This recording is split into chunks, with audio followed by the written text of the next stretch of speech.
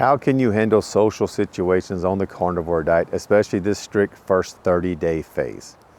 And here's the truth for you. The carnivore diet itself is not going to break most of us men. It's the social situations we find ourselves in that do the most damage to us. So this is how you can get through the next 30 days, manage those social situations so you can survive and thrive on the carnivore diet. The first 30 days, this is all about compliance to the diet, sticking to it as strictly as you can. And it's not about trying to explain what you're doing to other people.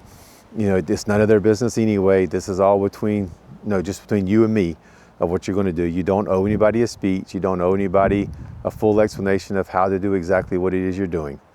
And the best part is just don't tell them anything. At the end of 30 days, they'll see the results. And then when they ask, what did you do? You can explain it to them. At that point in time, they can't call you crazy because you've got proof to back up what you were doing. Here's a couple of guidelines I followed when I started that should work for you too. The first one was, I didn't talk about carnivore too early. Outside of my wife and my children, no one knew I was doing carnivore. I didn't tell anybody what I was doing. People noticed I wasn't eating or bringing my own food. You know, I just kind of told people that I was on a diet for my health, and nobody ever questioned what I was eating at that point in time. They never really paid much attention to me. Be the same way with you, I most likely.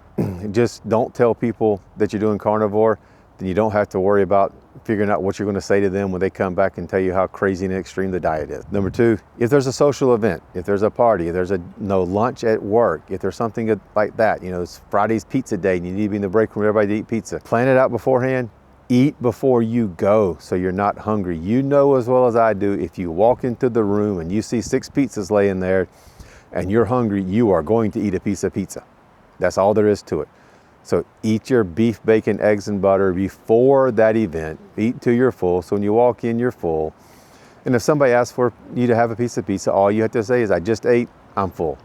Simple as that. Being full is going to make saying no to extra food so much easier. The hunger is your enemy in social situations. If you're hungry, you're going to eat the food that's there, whether it's good for you or not good for you. So eat before you go, make sure you're not hungry, and you will get through these situations much, much easier. Planning removes the pressure, okay? Planning is going to remove any pressure you have. Decide before the event.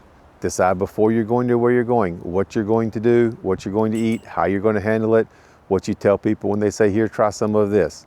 Have a backup plan. Backup plan should be eat before you go so you're not hungry. If you're going to work every day, bring your food to work.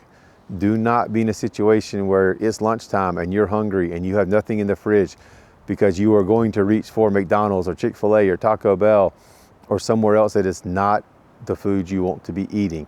Bring your food. Have it there for you. That way you won't make bad decisions. Remember, preparing properly is going to beat willpower every time.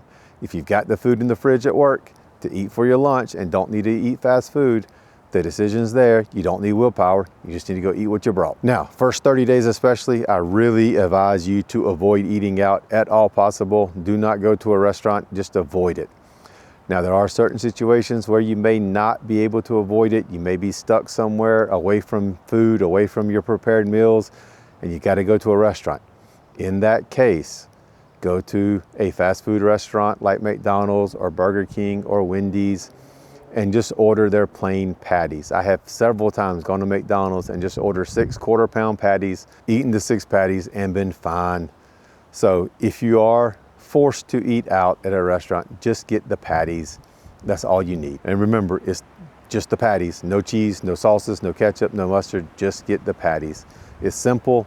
It's going to be safe. It's going to keep you on the carnivore diet. And it's going to keep you full. So to stick to this, handle social situations, handle eating out at work.